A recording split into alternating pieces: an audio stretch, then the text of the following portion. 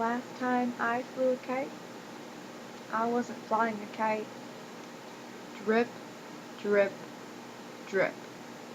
One night, a young girl, Lily Foster, is left alone for the night in her country house while her parents drove out of town for a party. This was fine with Lily, especially since she had her faithful dog Scout protecting her throughout the night. She made herself something to eat, sat down at the kitchen table, turning on the radio to her favorite station. She was surprised to hear a news bulletin declaring that an avenged murderer was on the loose. It advised that people secure all windows and doors as a safety precaution. With her dog by her side, the young girl locked the front door and the back door. She went from window to window and locked each of them one at a time. She reassured herself that she would be fine with her trusty dog, and that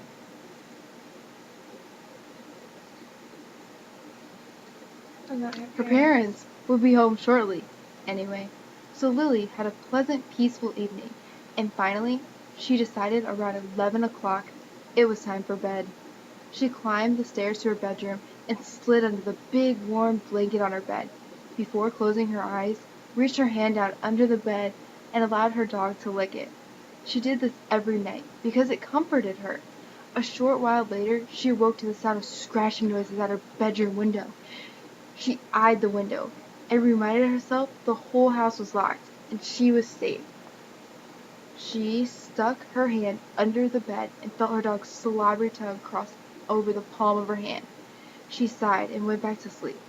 An hour or so later, she sat up in bed. She had heard footsteps in the hallway and crept out of bed to see if it was possible that her parents just came home early. Seeing nothing, she returned to bed. As she went to lick her hand under the bed, she heard drip, drip, drip, followed by footsteps. She walked downstairs into the kitchen and secured the taps. That surely wasn't the source of the drip. She crept upstairs and climbed into bed.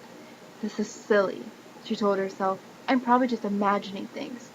She stuck her hand under the bed and felt the dog lick her hand.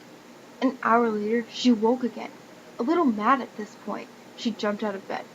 The dripping wasn't coming from the kitchen, so it must be from the bathroom. She crept along the side of the hallway and walked into the bathroom.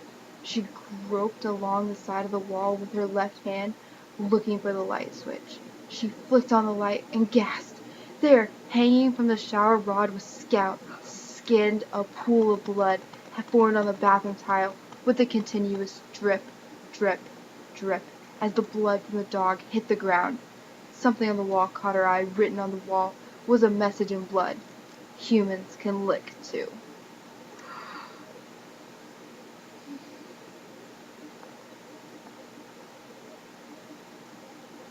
Arabella.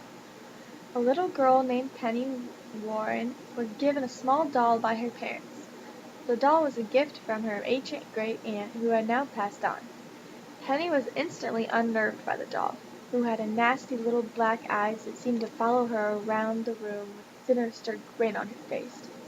Nevertheless, Penny had to accept the doll, as she was well brought up and didn't want to upset her parents by refusing to take it.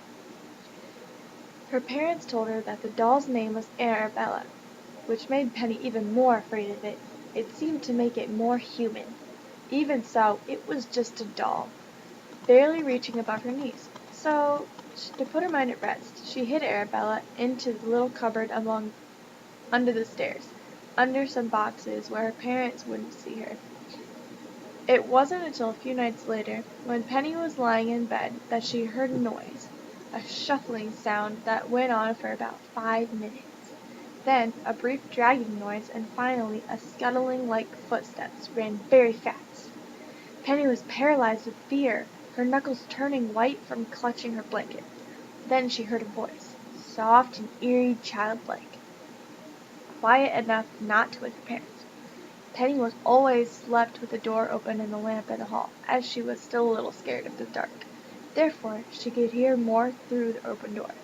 Penny heard the voice say, "Penny, I'm on the first step." And there was a loud scraping again, and whatever was speaking apparently turned to tail and returned to where it had came from. The little girl didn't sleep a wink that night and laid in fear until she got up at the break of dawn when her mother got up for school. When she tried to explain what had happened, her parents passed it off as just being a dream. The next night, Penny fought against sleep, but eventually drifted off, only to be woken again by the sinister voice. Penny, I'm on the fifth step. Penny was crying by now, and again she didn't sleep at all that night. The next night, Penny decided to shut her bedroom door and reluctantly sleep without the light on. Just as she was about to doze, Penny heard the noise in the voice. Penny, I'm on the top step. Penny knew that her door was closed, but she was still terribly afraid. Her heart pounding, she slowly got up to investigate. She screamed. Penny's parents found her body at the bottom of the stairs. They guessed she was on her way to the bathroom without switching the hall light on and had fallen down the stairs, breaking her neck. Arabella, the favorite family doll, was found beside her body, smiling.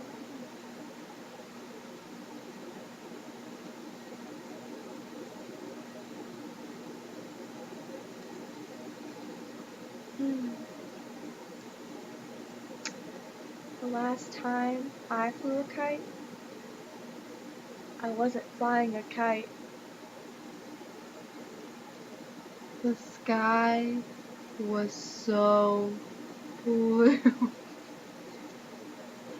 that it wasn't blue any longer.